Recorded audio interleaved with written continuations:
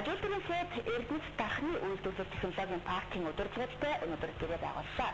Гэрээ байгуулах нь Эрдэнэс дахны үйлдвэрлэл технологийн паркт шинэ техник технологи, инновацийг нэвтрүүлэх, импортыг орлого үйлдвэрлэлийг дэмжих, эдийн засгийн өрсөлдөх чадварыг дээшлүүлэх зорилготой юм а. Ажилтны янаас үйлдвэрлэл технологийн паркийг хөгжүүлэх зорилтын хүрээнд паркт шинэ техник технологи нэвтрүүлэх, экспортын болон импортыг орлох үйлдвэрлэлийг дэмжих, эдийн засгийн өрсөлдөх чадварыг дээшлүүлэх, паркийг кластераар хөгжүүлэх зорилт тавин ажиллаж байгаа. Энэ ажлын хүрээнд үйлдвэрлэл технологийн паркийн эрхцэн байдлын тухай хуулийн 7 дугаар зүйлийн 7-гийн 1-ийн 4 заасны дагуу Эрдэнэт дархан үйлдвэрлэл технологийн паркийн удирдлагуудтай өнөөдөр хамтран ажиллах гэрээнд гараад цуцрлаа.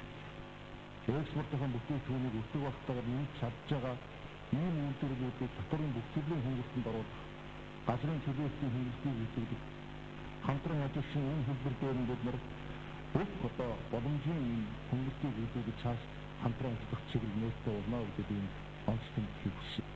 Гэрээ байгуулагчнаар Эрдэнэс дархны үйлдвэрлэл технологийн паркт шинэ техник технологи, инновацийг нэмэгдүүлэх, тэтгэврийн бүтээн байгуулалтанд гадаад дотоодын хөрөнгө оруулалтыг татах, үйлдвэрлэл технологийн паркийг кластерын зохион байгуулалтанд оруулж хөгжүүлэх, импортыг орлох, экспортын бүтээгдэхүүнүүдийн үйлдвэрлэлийг нэмэгдүүлэх замаар дотоодын нийт бүтээгдэхүүн эзлэх, үйлдвэрлэлийн хэмжээг нэмэгдүүлэх ач холбогдолтой юм а.